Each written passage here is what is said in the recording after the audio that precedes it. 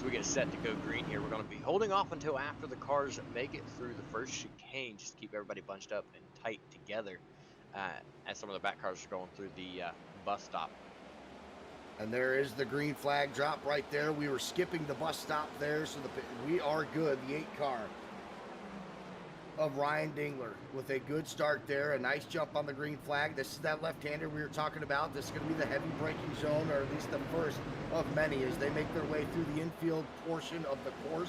At least up front here, so far so good. Ryan Dingler with over a second lead right now over Jeremy Berger in the early going. Berger getting a little bit loose though. The 12 of Logan Hamilton actually getting into the back of him there. So already, hey, look, cold tires, maybe some nerves here this first lap could be make or break for some of these drivers up front. Absolutely, and they're making a really close call there in that first turn by making contact right there. See the time in and time out, getting together and cause for caution. And Ryan Dingler gets off to an incredibly strong start as he has pulled way ahead. He's at almost 2 seconds now ahead of the car behind. And that gap just continues to grow as everybody else taking their time, all bunched up. He's out there all alone, can run the line that he wants. Just great run already in the first lap of Ryan Dingler. But what I've got to wonder is, what's that going to mean for his tires 10, 15 laps on the road? Well, certainly going to have to take care of his car here tonight. Tires being one of them, brakes also as well. We see the 12 of Logan Hamilton making his way around the 2 of Jeremy Berger. So he takes over that second spot once again. Joseph up 2 spots in the 20 machine. He's going to be sitting 4th with Holden McGill losing a spot here in the early going in the 21 machine. He's got that Fanatec written all over the side of his car. Matt Luke's going to be in 6th with Colin Stone up a spot in 7th. So right now, everybody kind of filing in here. And to be honest, back up front and watch this race for the lead, because I think Logan's about to get a pretty good run here. Yep, he's on the outside, going through the chicanes right now, onto the inside of the 8. He does make the pass for the lead, the 8 now, trying to get the advantage, but it is going to be the 12 of Logan Hamilton diving into that bus stop there and making the pass on Ryan Dingler. And it's still anyone's ball game down to the end of the race. Yeah, and here we go. Dingler, Hamilton, Berger, McGill, Matt Rucci, Joseph, all these guys now coming in for their pit stops. It is the 12 of Logan Hamilton with the advantage. Of course, he went in there with a 2-second lead over Dingler and an even more expansive lead over 3rd and 4th. So right now, Hamilton coming out there, cruise control, still going to be in the lead. Looks like he's going to come out with about a 5.5-second advantage over Ryan Dingler, maybe even more. Jeremy Berger is going to come out of there almost 10 seconds behind Logan Hamilton. So as we start cycling through pit road right now, BJ, it's all up to Logan to just not make a mistake. He's got such a big lead out there. He's going to be able to navigate through lap traffic and use that to his advantage. But having a 5.5-second lead here in Daytona, the sense would be how much more comfortable can you get? But the one thing you don't want to get is too relaxed and get out of focus and you make a mistake and or get too over relaxed and just give up pace. Into that first sharp right-hander. Yeah, go ahead and play that replay. The 8 car of Ryan Dingler coming off of pit road, and no, this was after pit road. So he had already made his way around. Going through that first part there of the infield. Oh, he downshifted too soon is what happened, BJ. Yeah, when you downshift, it makes him rear tire slow down so fast that they just completely lose grip. In that 5th spot, Ryan Dingler in the 8 again on that campaign to get back his spots. And Matt Rucci as well. He was in front of them in the 48, but all 3 of these guys we're battling for position, and there's the 8 off track.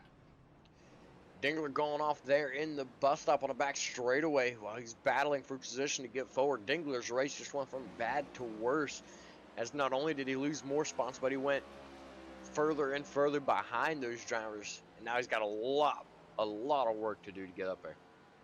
Last week's winner, Holden McGill, now that's going to allow him to get onto the back bumper of Matt as You called it. He got a little loose coming out of that bus stop, and now he's trying to slow down because the 33 car trying to join the track at the wrong time.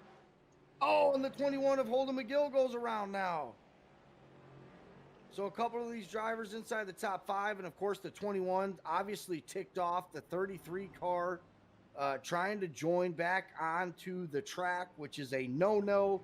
Check your relative there. You can't just come up onto the track like that. And unfortunately, BJ, it costed Matt Rucci and Holden McGill a lot of time, and in Holden's case, some damage. Yeah, let's go ahead and take a look at that replay. So the 33 car trying to get back onto the track. Unfortunately, the 48 had to slow down. He locked it up. The 21 of Holden McGill had to go all the way off track there. So just an ill-advised move by the 33 car. As these guys avoid the bus stop there, they get back to 2 wide. The pace car is going to be down pit road, and we're going to go back to green flag racing here at the Daytona International Road Course. And green flag is out. Anthony Massotti up to a good jump right away. This could play into factor as you see Peterson already starting to fall back in contact going into the first turn between the top 5 drivers. Yeah, we're actually almost 3 wide there. The 8, the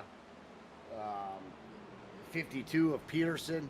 We see guys locking it up here on the inside. Everybody trying to get that advantage, that track position before we start filing out single file. That was a beautifully orchestrated turn 1 and 2 there as again. Oh, and the 2 car way off into the grass. And that is the second time we've seen him do that, almost in the same spot. He's going to lose a ton of positions as he takes it nice and slowly around the inside to rejoin the field. But he's going to have to hold off and sit back as he's going to have that time penalty. Oh, absolutely right there. I looked back up to my scoring real quick and saw that he made it out alive there in 4th, and I was like, no way, he's got to have a penalty there. And now you see it. You called it, BJ. He's up high out of the track right there. Hopefully you do get, I think, you get a pretty lengthy time, so he might be able to wait till the bus stops before he really has to slam on the brakes and slow himself down there. But certainly not what you want if you're Berger. I mean, you just got the caution, and now he's skipping this bus stop, so I'm not too sure what's going on there with Berger, but you kind of got a bone thrown to you with the caution coming out. It rarely happens on the road courses. You're back up front. You just can't afford those kind of mistakes. No, you can't. He just mentioned that he messed up going into that last bus stop and ended up missing it. And, whoa, we got a car going around in that bus stop.